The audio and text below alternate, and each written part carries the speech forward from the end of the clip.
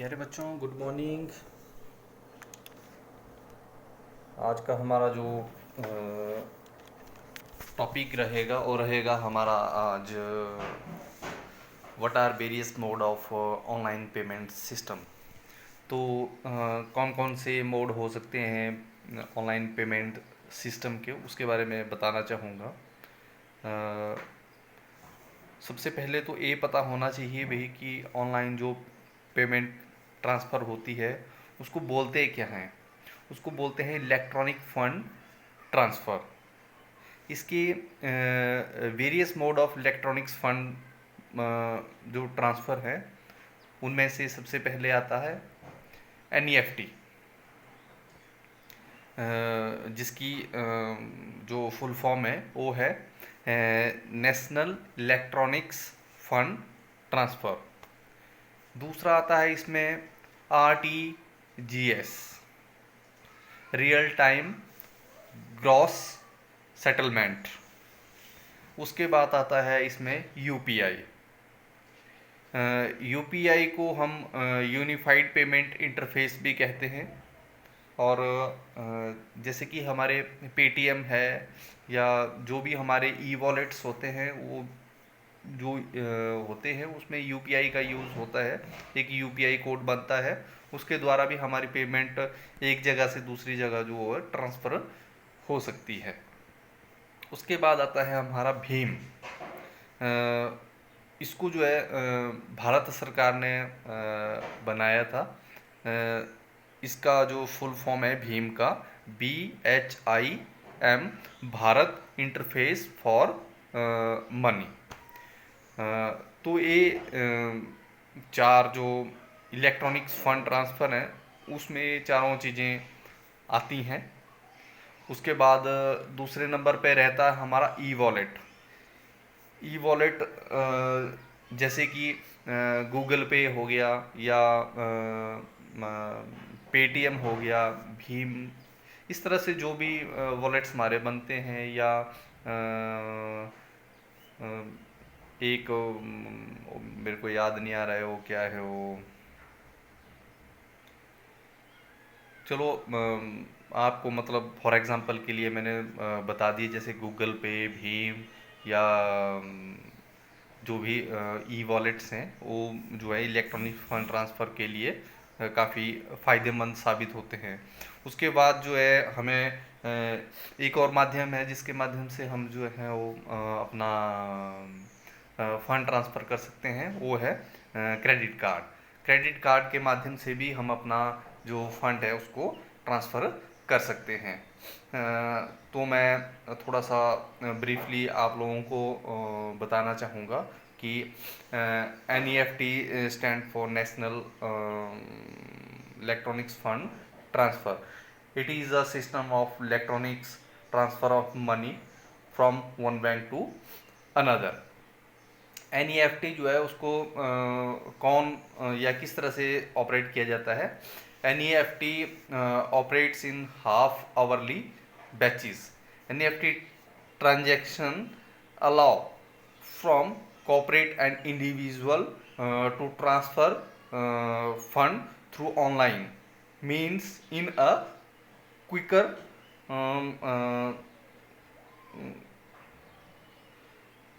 transparent and easy manner. The transfer of fund can be take place from the sender's account to that of the recipient. जो मतलब sender होता है वो क्या करता है, ये जो NEFT होता है इसके माध्यम से, जैसे कि मैंने किसी को पैसा भेजना है एक जगह से दूसरी जगह, तो मेरे पास ऑनलाइन बैंकिंग होनी चाहिए। अगर ऑनलाइन बैंकिंग नहीं होगी तो मैं NEFT नहीं कर सकता, या फिर मेरे को बैंक जाना पड़ेगा। मैं बैंक के माध्यम से भी NEFT करवा सकता हूँ, लेकिन वो तो बैंक से आप ऐसे भी पैसे ट्रांसफ़र कर सकते हैं, उसके लिए NEFT का मतलब ज़रूरत नहीं है। लेकिन जब आप घर में हैं और आपके पास बैंक अकाउंट है और आपने उस पर नेट बैंकिंग ले रखी है तो आप लोग फ़ंड ट्रांसफ़र के लिए NEFT यूज़ कर सकते हैं। जैसे किसी को पैसा भेजना है, आपने पैसा भेजना है 50,000, तो तो उसमें एनईएफटी में आपकी लिमिट अगर 1 लाख तक की होगी तो आप 50,000 आराम से भेज सकते हैं। इसमें लिमिट सेट करना पड़ती हैं, अदरवाइज़ हम इतना पैसा एक साथ अपने अकाउंट से भेज नहीं सकते हैं। तो इन जो सेंडर और रिसिपेंट इसमें होते हैं वो उनका काम होता है एनईएफटी में। उसके बाद हमारा जो दूसरा चलता है RTGS, real time gross settlement. इसमें क्या है कि it is a continuous real time settlement of fund transfer individually on an order by order basis. जो आरटीजीएस सिस्टम है, there are generally used for high value money transaction that require immediate clearing. मतलब इसमें जो बहुत बड़ी बड़ी जो transaction है वो आरटीजीएस के माध्यम से की जाती हैं। और इसमें जो है जैसे कि बड़े बड़े बिजनेस हाउसेस होते हैं, उनका लेन देन बड़ी मात्रा में चलता रहता है, तो उनको क्या चाहिए होता है कि एकदम से उनका पैसा इधर से उधर जाना चाहिए, ज़्यादा से ज़्यादा मतलब अमाउंट हो। हम लोगों का अमाउंट हज़ारों में होता है, लेकिन बिजनेसमैन का करोड़ों में होता है। करोड़ों में पैसा ट्रांसफ़र करने के लिए हमें क्या करना पड़ेगा, आरटीजीएस के माध्यम से पैसा जो है वो ट्रांसफ़र करना पड़ेगा। इसके बाद आता है आपका यूपीआई। यूपीआई जो है वो UPI stands for unified payment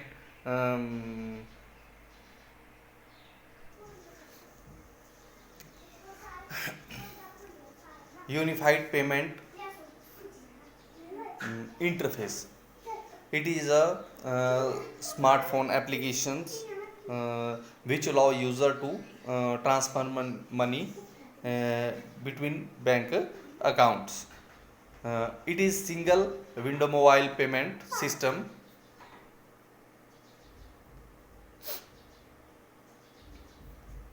It eliminates the need to enter bank detail or other sensitive information each time a customer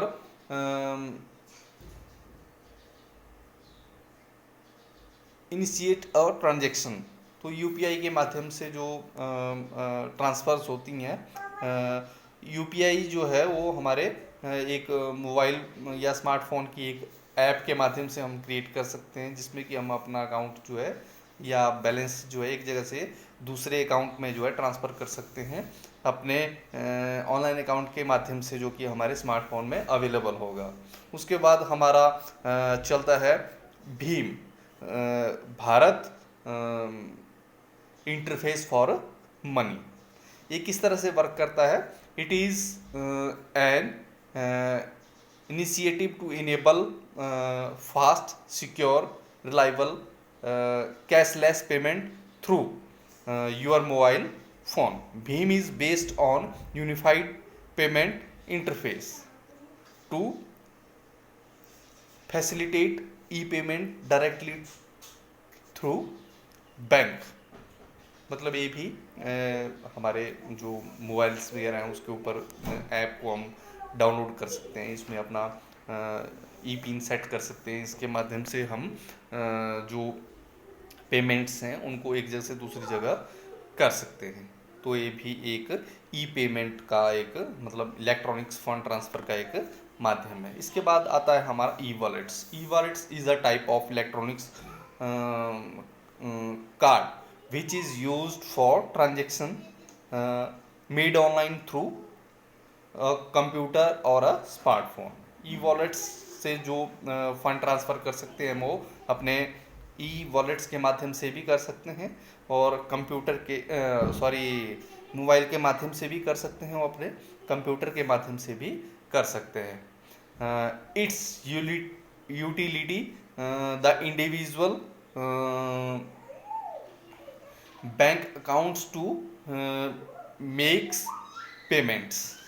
एक मतलब एक ई वॉलेट्स जो है एक प्रकार की क्या है, यूटिलिटी है जो कि लिंक्स होती है हमारे बैंक अकाउंट के साथ, जो कि हमारा जो फंड है उसको ट्रांसफ़र करने में मदद करती है एक जगह से दूसरी जगह। बहुत सारे लोग होंगे जिन्होंने ई वॉलेट्स रखे होंगे, आज की डेट में आपके घर में भी किसी के पास होंगे, जैसे कि खुद ही अपने मोबाइल फ़ोन का रिचार्ज कर देते हैं, बिजली का बिल भर देते हैं, पानी का बिल भर देते हैं, गैस का बिल भर देते हैं।